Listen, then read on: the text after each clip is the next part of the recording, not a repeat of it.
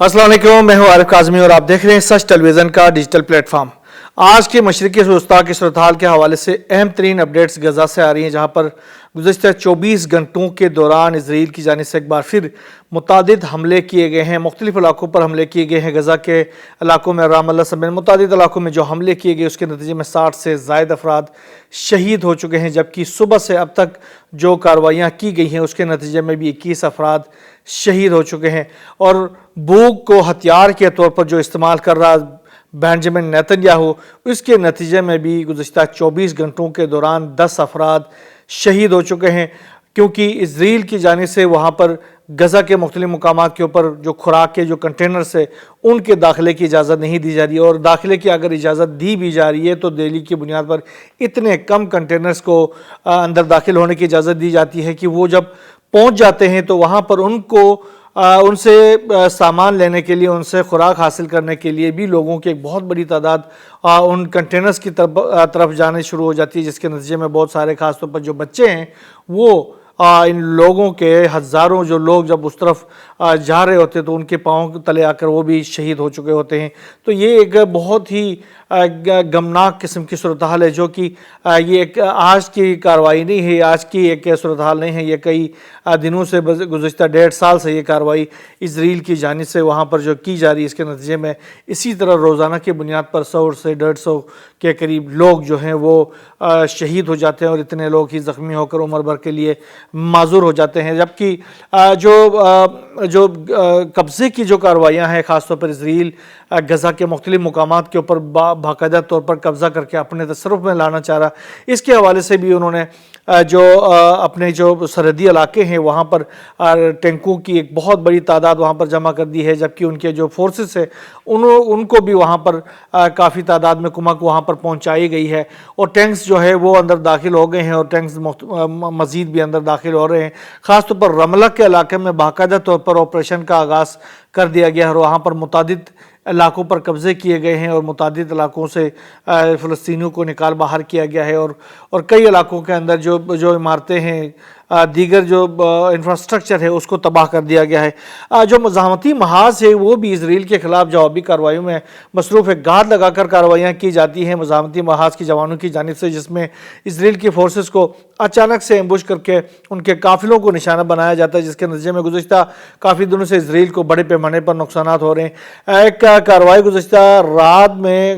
गए रात में की गई है अल-क़साम ब्रिगेड की जानिब से जबालिया के इलाके में, जिसमें मुतादिद इसराइली फोर्सेस को निशाना बनाया गया और वो हलाक हो चुके हैं। और उस इलाके में बाकायदा तौर पर इसराइल की जानिब से रेस्क्यू ऑपरेशंस करके अपने जो हलाक और ज़ख्मी फोर्सेस को वहाँ से निकाला गया है। अल-क़साम ब्रिगेड के जवानों ने उस जो हमला किया है, इस एम्बुश की है, उसकी बाकायदा तौर पर वीडियो भी जारी कर दी है और उन्होंने कहा कि ये हमले इसी तरीके से जारी रहेंगे फ़लस्तीनियों की हिमायत में। और इसराइल अगर अपने कैदियों को, उन्होंने कहा कि अगर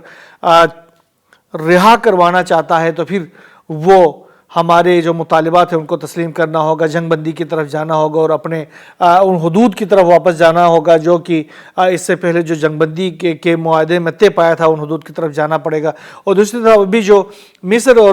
और उसके कतर के सरबराही में, कतर की मेज़बानी के अंदर जो मुज़ाकरात हुए हैं, दो मुज़ाकरात, उनमें भी जिस तरीके से उन्होंने हमास ने कहा है कि हम उस मुआहदे के ऊपर अमल दरामद करने के लिए बिल्कुल तैयार हैं, लेकिन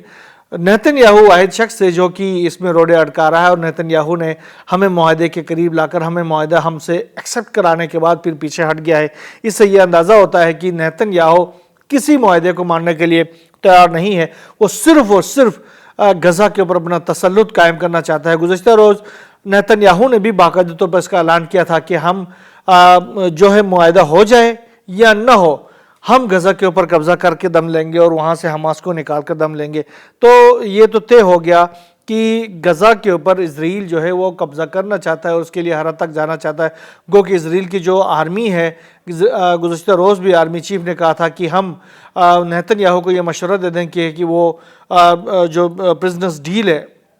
اس کو تسلیم کر لے اور یہ جنگ بندی کو تسلیم کر لے اور غزہ کے اوپر قبضے کے اس کارروائی کی طرف جانے سے گریز کرے، کیونکہ اس طرف اگر وہ جاتا ہے تو اس کے نتیجے میں نہ صرف ہماری جو قیدی ہیں حماس کے قید میں ان کو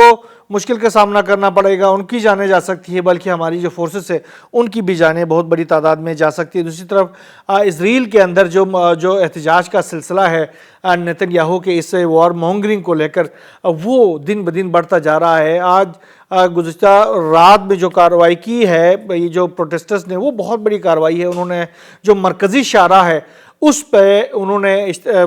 ٹائرز بہت بڑی تعداد میں مقدار میں ٹائرز کو آگ لگا کر انہوں نے یہ مظاہرہ کیا اور انہوں نے یہ پیغام دیا کہ نیتن یاہو جو کچھ کرنا چاہتا ہے غزہ کے اندر وہ ہمیں قابل قبول نہیں ہے، اور اس کے نتیجے میں ہمارے ہی جو بھائی ان کے قید میں ہیں ان کی جانوں کو خطرہ ہو سکتا ہے، لہٰذا نیتن یاہو جو ہے وہ فوری طور پر جنگ بندی کی طرف جائے اور ہمارے قیدیوں کو واپس لے کے آئے، اور یہ جو غزہ کی جنگ سے فوری طور پر نکلنا چاہیے۔ اچھا، دوسری طرف ایران اور جو یورپی ٹرائیکا کے درمیان جو مذاکرات چل رہے تھے وہ مذاکرات جو ہے وہ ناکام ہو گئے ہیں، اور ایران نے یورپی ٹرائیکا کے جو غیر منطقی جو ان کے مطالبات تھے ان کو ماننے سے تسلیم کرنے سے انکار کر دیا ہے، جس کے نتیجے میں یہ مذاکرات ناکام ہو گئے۔ اس حوالے سے ایکسیوس جو کہ امریکی خبر ایجنسی ہے انہوں نے کہا ہے کہ یورپ نے دھمکی دی ہے کہ اگر ایران نے فردو، نتنز اور یورینیم افزودگی کے حوالے سے جو ان کے جو ذخائر ہے افزودگی کے ان تک عالمی ایٹمی توانائی ایجنسی کے جو اہلکار ہیں ان کو رسائی دی تو ٹھیک، نہیں دی تو ہم ان کے اوپر جو ٹریگر میکنزم ہے جس کو سنیپ بیگ میکنزم بھی کہتے ہیں وہ ہم بحال کر دیں گے۔ اس کے حوالے سے تو باقاعدہ نیو یارک ٹائم کے رپورٹر نے کہا ہے کہ انہوں نے امکان ظاہر کیا ہے کہ کل تک ایران کے خلاف سنیپ بیگ میکنزم یا ٹریگر میکنزم جو ہے وہ لاگو ہو جائے گا۔ تو اگر یہ لاگو ہو جائے تو ایران کے وزارت خارجہ نے بھی کلیئر کر دیا ہے، انہوں نے بھی جوابی دھمکی دی ہے کہ ہم اگر ٹریگر میکنزم یا سنیپ بیگ میکنزم کو بحال کیا جاتا ہے تو ہم نے اس کے خلاف جوابی اقدامات بالکل تیار رکھے ہوئے ہیں۔ ایک تو ایران این پی ٹی سے فوری طور پر نکل جائے گا، اس کے بعد ایران کے لیے یہ آسان ہو جائے گا کہ وہ آگے اپنے ایٹم بم جو ہے وہ بنا سکے، اس کے لیے پھر کوئی کسی قانون کا وہ پابند نہیں رہے گا جب وہ اس سے این پی ٹی سے باہر نکلتا ہے۔ تو ایک تو یہ ہے۔ دوسری طرف انہوں نے کہا کہ اس کے بعد یورپ جو ہے وہ ایران کے معاملات میں اس کا کوئی کردار نہیں ہوگا، ہم یورپ کو ایران کے معاملات سے، ایران کے جوہری معاملات سے نکال باہر کریں گے، یعنی مکھی کو دودھ سے مکھی کی طرح ہم یورپ کو نکال باہر کریں گے، یہ ایران نے دھمکی دی ہے۔ دوسری طرف جو ایران اور امریکہ کے درمیان مذاکرات کے حوالے سے جو بیانات سامنے آ رہی تھی، اس حوالے سے گزشتہ روز ایران کی سپریم لیڈر آیت اللہ سید علی خامنہئی نے کلیئر کر دیا تھا کہ ایران جو ہے وہ کسی صورت امریکہ کے ساتھ مذاکرات نہیں کرے گا۔ اس کے بعد آج ایران کے جو وزیر خارجہ ہیں عباس عراقچی، انہوں نے بھی کلیئر کر دیا ہے کہ ایران کبھی بھی امریکہ کے ساتھ مذاکرات نہیں کرے گا، اور ایران جو ہے ہر قسم کے سناریوز کے لیے تیار ہے۔ ایران کے خلاف اگر کوئی کارروائی کی جاتی ہے، کوئی مس کیلکولیشن کی جاتی ہے تو ایران اس کا سخت ترین جواب دے دے گا۔ یہ جو چیزیں ہیں یہ ایران کی جانب سے کلیئر کر دیے گئے ہیں۔ دوسری طرف جو ایران کے اندر جو ایک صفائی مہم شروع ہو گئی ہے، خاص طور پر یہ جو موساد کے ایجنٹوں کے، سی آئی اے کے ایجنٹوں کے حوالے سے، پھر یہ MI6 کے ایجنٹوں کے حوالے سے جو کارروائیاں شروع کی گئی ہیں، اس حوالے سے متعدد بڑی کارروائیاں کی جا رہی ہیں، متعدد علاقوں میں کارروائی کی جا رہی ہے۔ آج گزشتہ رات میں ایک بڑی کارروائی کی گئی ہے سستان و بلوچستان کے علاقے میں، جہاں پر ایران شہر کے علاقے میں ہی ایک کارروائی کی گئی ہے، جس کے نتیجے میں 13 افراد جو دہشت گرد تھے وہ ہلاک ہو چکے ہیں، متعدد زخمی ہو چکے ہیں اور ان کو گرفتار بھی کر لیا گیا ہے۔ یہ کارروائیاں ایران شہر میں کی گئی ہے، خاش میں کی گئی اور سراوان کے علاقے میں کی گئی ہیں۔ یہ جو کارروائی کر کے 13 جو دہشت گرد مارے گئے، ان میں وہ دہشت گرد بھی شامل ہے جو گزشتہ دنوں ایران شہر میں جو پولیس پر حملہ کیا گیا تھا، جس میں 5 پولیس اہلکار شہید ہو گئے تھے، ان کے جو قاتل تھے وہ بھی ان دہشت گردوں میں شامل تھے جن کو ہلاک کر دیا گیا ہے، اور یہ جیش العدل سے تعلق رکھتے ہیں۔ اس حوالے سے ایران کے جو آرمی چیف ہے انہوں نے گزشتہ روز پاکستان کے فیلڈ مارشل عاصم منیر سے بھی ٹیلی فونک رابطہ کیا تھا، اور انہوں نے کہا تھا کہ کچھ عناصر جو ہیں وہ ایران کی طرف ہیں اور کچھ عناصر جو ہیں وہ پاکستان کی طرف ہے، اور پاکستان یہ جو ان کی جو انفلٹریشن ہے وہ کچھ دنوں سے بہت زیادہ بڑھ گئی ہے، لہٰذا انہوں نے یہ ریکویسٹ کی تھی کہ آپ بھی ہمارے ساتھ تعاون کریں اور ہم بھی آپ کے ساتھ تعاون کریں گے، اور ان دہشت گرد عناصر کو ایلیمنیٹ کرنا بہت ضروری ہے۔ اور اس حوالے سے پاکستان اور ایران کے درمیان اتفاق رائے قائم ہو گیا ہے، اور آنے والے دنوں میں اس حوالے سے بھی آپ کو خبریں ملیں گے کہ وہاں پر جو امریکہ اور CIA اور MI6 کے جو اور موساد کے جو ایجنٹس وہاں پر بیٹھے ہوئے ان کے خلاف جو کارروائیاں کی جا رہی ہیں وہ بہت سخت کیے جا رہے ہیں۔ دوسری طرف اگر ہم لبنان کا رخ کریں تو لبنان کے اندر بھی بڑی ڈیولپمنٹس جاری ہیں، خاص طور پر حزب اللہ کو غیر مسلح کرنے کے حوالے سے امریکہ اور اسرائیل کے ایما کے اوپر جو صدر جوزف اون اور وزیر اعظم نواز سلام کی قیادت میں جو کوششیں کی جا رہی ہیں، اس حوالے سے حزب اللہ نے ایک ویڈیو جاری کی ہے، اور وہ ویڈیو جو ہے وہ دھمکی آمیز ایک ویڈیو ہے۔ انہوں نے اس ویڈیو کا عنوان رکھا ہے دنیا ہمارے ہتھیاروں کو دیکھے گی۔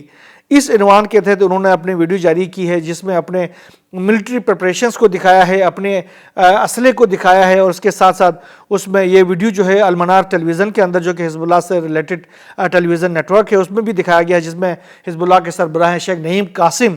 انہوں نے کہا کہ ہم کبھی بھی سرنڈر نہیں کریں گے، ایک سوئی کے دھاگے کے برابر بھی اسلحہ ہم سرنڈر نہیں کریں گے، یہ مطالبات غیر منطقی ہیں اور یہ مطالبات مسترد کر دیتے ہیں۔ اس کے ساتھ ساتھ انہوں نے کہا کہ ہم اپنے ہتھیار نہیں چھوڑیں گے، لبنان کو اپنی سرزمین پر مکمل خود اختیاری حاصل کرنی چاہیے، کیونکہ ہمارے تمام مسائل کی جڑ اسرائیلی دشمن اور اس کا قبضہ ہے۔ جب اسرائیلی دشمن یہاں سے چلا جائے گا اور ہمیں یہ اطمینان ہو جائے گا کہ اب اسرائیل جیسے دشمن کا خطرہ، امریکہ جیسے دشمن کا خطرہ ہمارے اوپر نہیں ہے، فرانس جیسے دشمن کا خطرہ ہمارے اوپر نہیں ہے، تو یہ اسلحہ ہمارے لیے غیر معنی ہو جائے گا۔ ہمارا اسلحہ رکھنا اس لیے ضروری ہے کہ ہمارے سامنے یہ دشمن ہے، اور ان دشمنوں سے نمٹنے کی ہماری جو فورس ہے لبنان کی، ان کے پاس وہ طاقت اور وہ پاور نہیں ہے، نہ اس گورنمنٹ کے پاس پاور ہے، نہ اس فورسز کے پاس پاور ہے۔ اگر ان کو ہم کانٹین کر سکتے ہیں تو وہ حزب اللہ کر سکتی ہے، اور حزب اللہ اپنے ہتھیاروں کو قائم رکھے گی تاکہ اسرائیل کو کرارا جواب دیتی رہے، یہ انہوں نے کہا ہے۔ اور اس کے ساتھ ساتھ نواب سلام نے ایک بار پھر انہوں نے کہا کہ حزب اللہ کو غیر مسلح کرنا ایک ناقابل تنسیق عمل ہے، اور ساتھ ساتھ امریکہ نے اس کو اور شے دیتے ہوئے انہوں نے کہا کہ ہماری جو مالی تعاون ہے لبنان کے ساتھ، انہوں نے کہا کہ وہ مشروط ہے حزب اللہ کو غیر مسلح کرنے سے۔ اور اس کے ساتھ ساتھ دوسرا انہوں نے یہ پیغام دیا ہے کہ حزب اللہ کو غیر مسلح کرنے کے عمل میں ہم بھی شرکت کرنے کے لیے تیار ہیں۔ اب اگر امریکہ